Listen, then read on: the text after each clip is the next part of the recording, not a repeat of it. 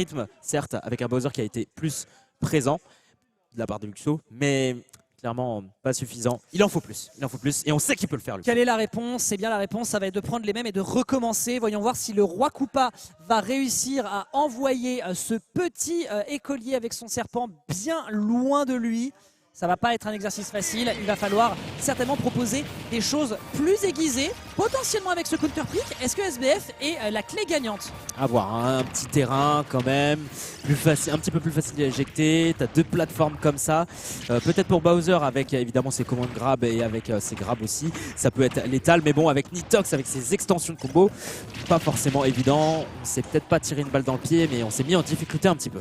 Ouais, après là le fait de jouer défensif un petit peu plus avec notamment ce up B out of shield peut être intéressant, mais quand tu vois à quel point on peut drift avec Lucas, ça peut malheureusement lui poser potentiellement problème. Bien vu ici encore une fois à la couverture, que ce soit sur la plateforme ou sur le bas, c'est bien vu. Je crois qu'il y a spot dodge il me semble, derrière pour aller chercher directement le hit du down smash et mettre quelques dégâts à son adversaire. Non, définitivement c'est très compliqué de s'en sortir. Même si on est dans les pourcentages magiques, j'ai plus l'impression que c'est une malédiction pour ce set du côté de Luxo. Eh oui, 162%, hein, c'est pas étonnant pour un Bowser. Attention, Ledge Guard, on revient de très loin. Mais bon, derrière t'as un Nitox qui t'attend au Ledge. On sait que Lucas, ça a des armes aussi. Bon, vraiment, pour le Ledge Trap, on pense notamment au down smash. On pense aussi à plein d'outils que Nitox a. Et ces outils, il s'en sert très bien pour l'instant. Grab derrière, on n'a pas les conversions. Grab encore, et je te cueille aussi avec un Piggy Freeze.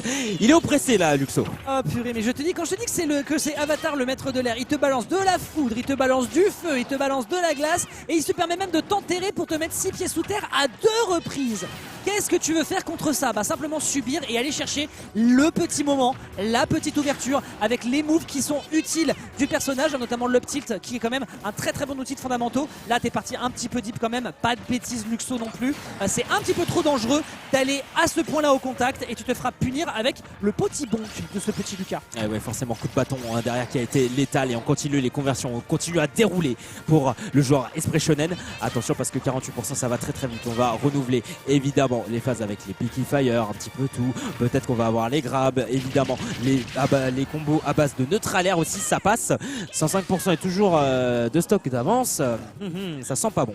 Ouais, ça commence quand même à être un petit peu compliqué, hein. Le roi Bowser qui effectivement a tout cassé au box-office. Bah là pour le moment sur ce set c'est un poil plus compliqué. On va malheureusement pas se faire avoir ici sur ce down smash, ce qui permet de tenir encore le choc du côté du joueur de la team Orcs. Et du côté de Nitox il y a encore du boulot à faire pour se débarrasser ici du roi Koopa qui tient le choc, qui a encore sa couronne sur la tête, mais il est pas loin de se faire détrôner et d'assurer l'avance colossale du joueur de la team Esprit Shonen. Ah clairement, parce que Nitox il s'impose littéralement ici sur SBF. Vu le total d'un smash et derrière t'as encore le confirme pour finir cette game 2. Nitox qui prend le large. Ouais, c'était malheureusement un poil compliqué. Le pire étant que Nitox fait son down smash, il voit que c'est dangereux, spot dodge et tout de suite on réplique derrière pour éviter le grab de l'adversaire. Non, c'est trop.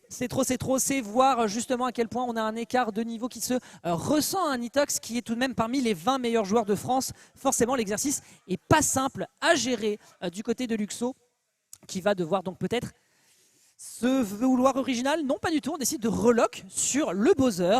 On est reparti. Est-ce qu'on est capable de trouver une stratégie qui va être payante sur PS2?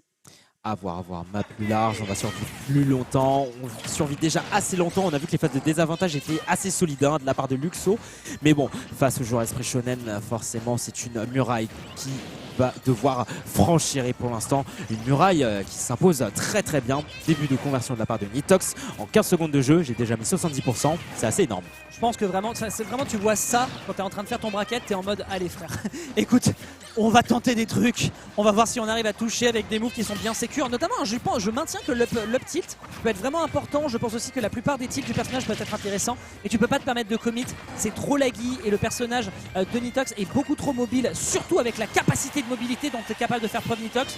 Je pense que c'est malheureusement beaucoup trop difficile à gérer, il faut vraiment miser sur des petites situations, des petites escarmouches rentables.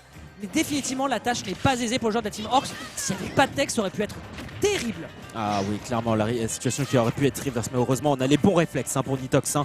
On réussit tout de même à remonter. Là ici c'est un joueur Esprit Shonen qui pour l'instant est oppressé, il va falloir faire encore plus pour Luxo. Il faut vraiment mettre en difficulté Lucas derrière. Belle attente de la part de Nitox. C'est vrai que le smash côté Orcs était un petit peu un petit peu bizarre. Un petit peu encore. Oh ah ouais les gars, bon bah écoutez, je suis désolé, il n'y a plus rien dans les placards, tous les magasins sont fermés, c'est les vacances, c'est le mois d'août, vous n'allez pas pouvoir faire grand chose. Là je pense qu'à moins d'un miracle, on peut commencer à éteindre les lumières et laisser Nitox très très gentiment se diriger vers la sortie de l'amphithéâtre en direction du top 64 le lendemain, à moins que le rêve soit possible du côté de Luxo. Mais là, en se prenant cette petite grolle à bas pourcent, je pense qu'on a posé le dernier clou sur sa tombe. Ça va être totalement difficile, littéralement.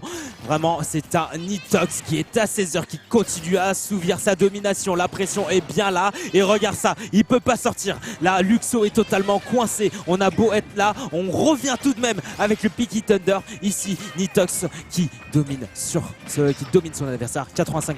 Regarde ça, qu'est-ce que tu veux faire? Non mais sur tous les plans, hein, définitivement, que ce soit le placement, le contrôle de terrain, il n'a pas réussi à le choper malheureusement une seule fois en ledge trap. On est content du potentiel du personnage. Et là, je pense, mesdames et messieurs, que l'on peut qualifier ça de craquage avec ce down B sur le terrain, sans aucune possibilité d'être safe. Pas d'atterrissage sur la plateforme, pas d'atterrissage sur le bord de terrain. On a juste voulu poser son fessier sur l'adversaire pour lui dire écoute, à minima, je te mets une humiliation en fin d'interaction.